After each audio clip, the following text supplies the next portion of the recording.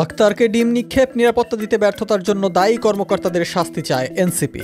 রাকসুর পর এবার পেছালো চাকসু নির্বাচনও। শাপলা প্রতীক পাচ্ছে না এনসিপি। শাপলা প্রতীক না পেলে কিভাবে নির্বাচন হয় দেখে নেব হুঁশিয়ারি সার্জিস আলমের। 5 সাবেক শিবির নেতা ঘিরে ধরে রক্ষা করলেন মির্জা ফখরুলকে। যেখানে আওয়ামী লীগ সেখানেই মায়ের মন্তব্য হামিমের। আওয়ামী লীগের বিরুদ্ধে ভিপি সাদিকের জিরো টলারেন্স ঘোষণা।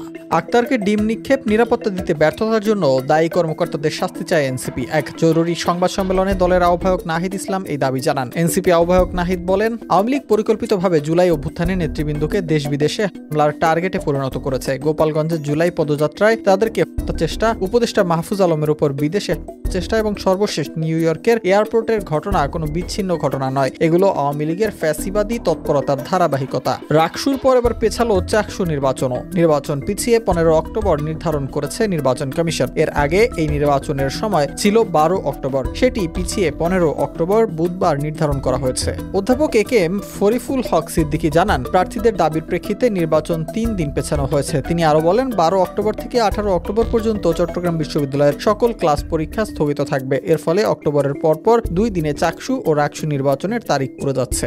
জাতীয় নাগরিক পার্টি এনসিপি শাপলা প্রতীক পাচ্ছে না বলে জানিয়েছেন নির্বাচন কমিশনের সিনিয়র সচিব আক্তার আহমেদ। তিনি বলেন, প্রতীকের নির্ধারিত তালিকায় শাপলা প্রতীক না থাকায় এনসিপিকে বিকল্প প্রতীকের প্রস্তাব পাঠাতে হবে। ইসি সচিব বলেন, আমাদের 115টি প্রতীকের তালিকায় শাপলা প্রতীক নেই। নিয়ম অনুযায়ী রাজনৈতিক দলের নির্ধারিত তালিকার ভেতর থেকেই প্রতীক নিতে হয়, তাই এনসিপি চাইলে অন্য কোনো প্রতীক বেছে নিতে হবে। শাপলা প্রতীক না পেলে কিভাবে নির্বাচন হয় দেখে নেব বলে হুঁশিয়ারি দিয়েছেন সার্জিস আলম। এনসিপির মার্কা শাপলাই হতে হবে, অন্য কোনো অপশন নাই। না হলে কোনো নির্বাচন কিভাবে হয় আর কে কিভাবে ক্ষমতায় গিয়ে মধু খাওয়ার স্বপ্ন দেখে সেটা আমরাও দেখে নিব। পছন্দের প্রতীক না পাওয়ায় প্রতিক্রিয়ায় এই কথা বলেছেন জাতীয় নাগরিক পার্টির কেন্দ্রীয় আহ্বায়ক কমিটির মুখ্য সংগঠক সার্জিস আলম।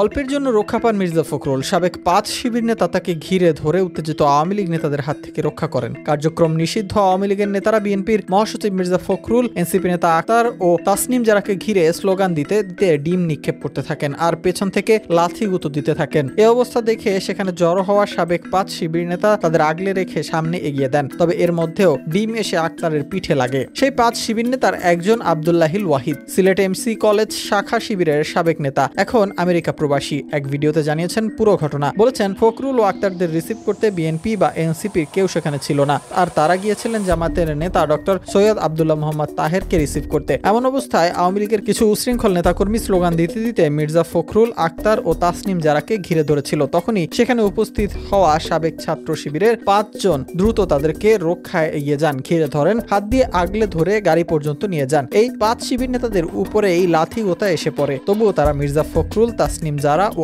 আক্তারকে রেখে যাননি, গাড়ি পর্যন্ত তুলে দিয়ে আসেন। নিউ ইয়র্কে রাজনৈতিক দলগুলোর নেতাদের ওপর আওয়ামী লীগের হয়রানিমূলক আচরণে আওয়ামী লীগের প্রতি কঠোর হুঁশিয়ারি জানিয়েছেন ঢাকা বিশ্ববিদ্যালয়ের কবি জসিমউদ্দিন হল ছাত্র দলের আহ্বায়ক শেখ তানভীর বারী হামিম। যেখানেই আওয়ামী লীগ সেখানেই মাইর দেয়ার ঘোষণা দেন তিনি। নিজের ফেসবুক পেজে দেয়া এক পোস্টে এমন হুঁশিয়ারি দেন তিনি। হামিম সর্বশেষ ডাকসু নির্বাচনে ছাত্র দলের প্যানেল থেকে সাধারণ সম্পাদক প্রার্থী ছিলেন। ফেসবুক পোস্টে হামিম লেখেন, যেখানে আওয়ামী লীগ সেখানেই মাইর, আজ থেকে নো মার্সি। আওয়ামী লীগের বিরুদ্ধে ভিপি সাদিকের জিরো টলারেন্স ঘোষণা। তিনি বলেন, আওয়ামী লীগ প্রশ্নে আমাদের সবাইকে এক হতে হবে, নিষিদ্ধ ছাত্রলীগ প্রশ্নে সবাইকে এক হতে হবে। তাদেরকে যেখানেই পাওয়া যাবে সেখানেই সামাজিকভাবে প্রতিরোধ করতে হবে, তাদেরকে থানায় দিতে হবে, কারণ তারা গণহত্যাকারী, শিশু হত্যাকারী। সবাই ঐক্যবদ্ধভাবে আওয়ামী লীগ নিষিদ্ধ ছাত্রলীগের বিরুদ্ধে প্রতিরোধ জারি রাখতে আহ্বান করেন তিনি।